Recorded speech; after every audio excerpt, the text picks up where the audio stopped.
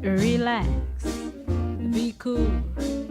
Cause if you don't, you'll act like a fool, so be cool. Hey everybody, welcome to Get Busy Watching. I'm your host, Honest Dan. Let's talk movies. Gladiator. Ridley Scott's 2000 seminal period action drama about Russell Crowe murdering Emperor Joker so we can be spared the agony that is Joker. I don't care how to pronounce that title. Damn, don't we all wish. Is it too late to hope that Crowe is gonna kill any possibility of a sequel to Gladiator? No? Damn it. Gotta say, y'all, I wasn't jazzed about this one. How could I be? Who was clamoring for it? Oh, well, it's Ridley Scott. So? What was the last decent movie that he did? Napoleon? Nobody liked Napoleon. House of Gucci? I didn't hear anyone talking about it when it came out. I sure as hell ain't hearing anyone talking about it now. Last Duel? No one saw that. All the Money in the World?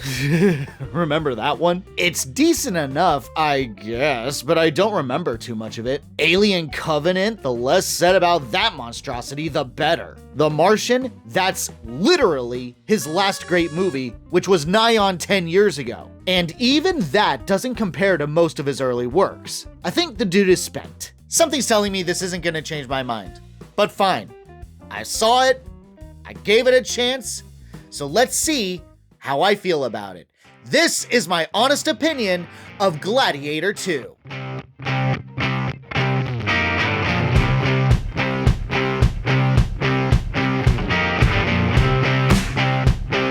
Lucius, played by Paul Mescal, is now an adult living a peaceful life away from Rome with his wife. However, the Roman Empire invades his home with General Acacius, played by Pedro Pascal, leading the invasion, killing his wife in battle, and taking him as a slave back to Rome. Lucius's victories as a gladiator catch the eye of Macrinus, played by Denzel Washington, who promises to pit him in combat against the general if he can survive the arena.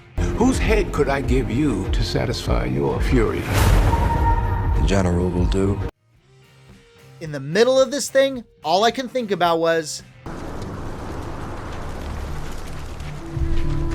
let me go home. It's so underwhelming and kind of amateurish if I'm being honest. Having seen the first one not long after the sequel, I now have a deeper appreciation for it that I didn't have before. I think the original film is a very well-crafted, very well-made film. I get it now. A second viewing has proven to be beneficial. This, on the other hand, feels like a sellout and that anyone could have made it. You know the joke, insert something here, but from Wish? It hits a lot of the same beats. A dude trying to live a quiet life, but the antagonist of the movie kills his loved one. He gets roped into slavery with the sole intention of having his revenge in this life or the next. Here's the problem. Lucius is not nearly as interesting as Maximus. Maximus was a smart strategist on the battlefield. He can get thrust into a situation where the odds are against him, but he'll figure out how to turn the battle in his favor, and will even save lives if he can. Lucius does not. He wins battles because he's the main character. The original did such a great job of showing us what Maximus and Commodus were all about. Good-ish men doing their jobs, but then politics divided them. Can't relate to that at all. If you voted for Donald Trump, you're racist, you're a fascist, you're a Nazi. Social media paints a vivid picture of a country divided. They both have great character arcs and moments that really stick with you. This sequel gives you a wet fart.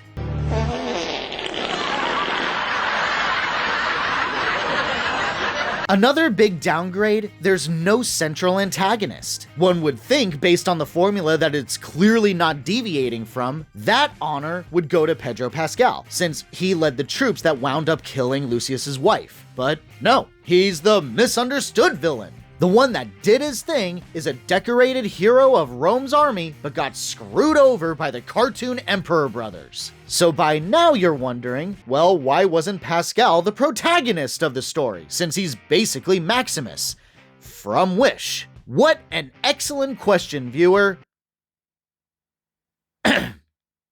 Just from the way Denzel acts, you know he's going to be the villain at some point, but it's like, why? It makes more sense for Pascal to be the villain. I get that Denzel is ambitious and wants the throne for himself. In another movie, this would be awesome, as he's basically Emperor Palpatine from the prequel Star Wars movies, strategically accepting his lower position to manipulate events for a bigger payoff. Denzel as Emperor Palpatine? That'd be fucking great to watch! But not this movie.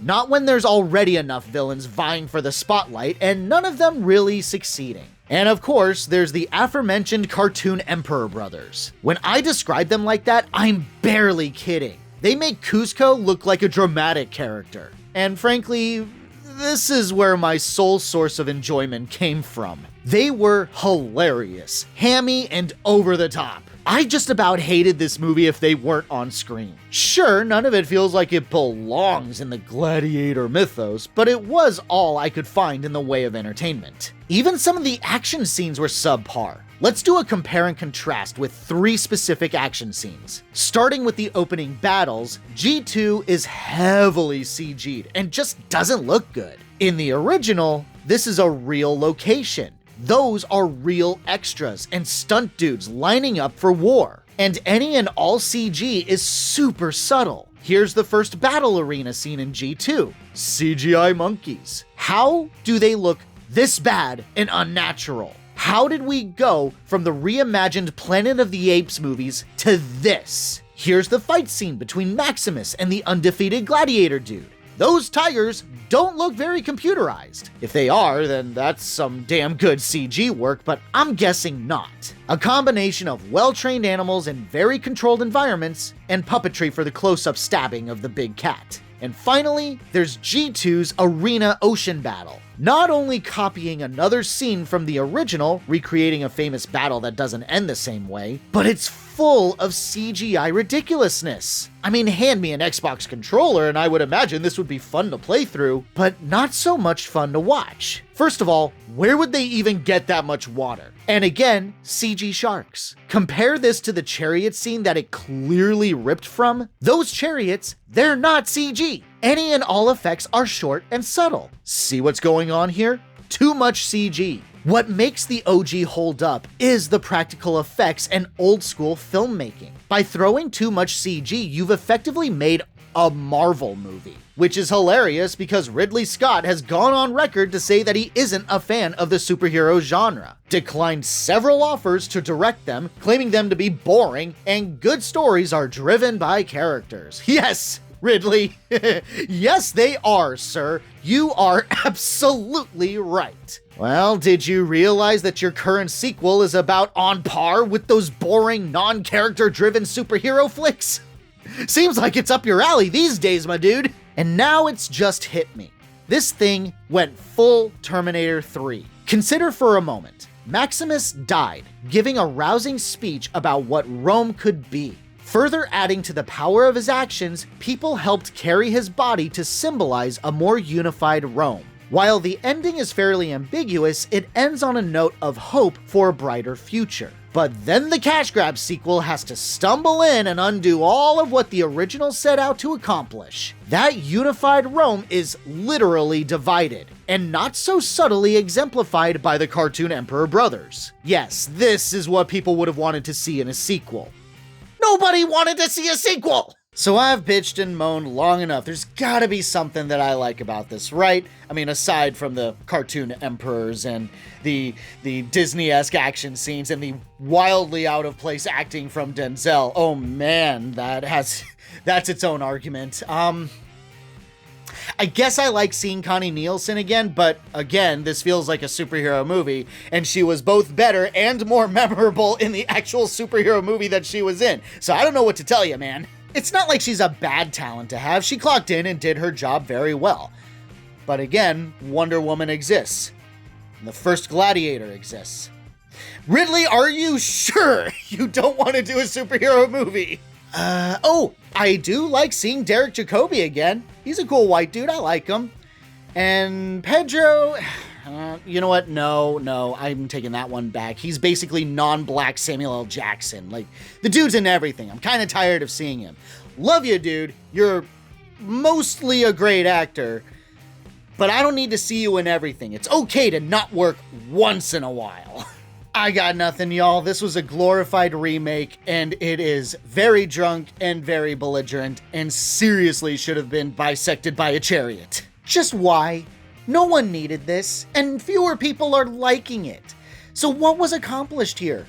Ridley, I really hope that it was fun making this movie, because I gotta tell you, man, I was not entertained. My honest rating for Gladiator II, a weak 3 out of 5. Rome has so many subjects, she must feed them. They can eat war. Thanks so much for watching, you guys. I really appreciate it. Hit that like or dislike button. All engagement is welcomed. Subscribe to the channel for more reviews. And as always, have a great day. Stay safe and healthy out there, and hope to see you soon. Face facts. You don't take time to sleep, eat, or drink, but just remember that it's later than you think. So be cool, just relax. So be cool, face facts. 'Cause time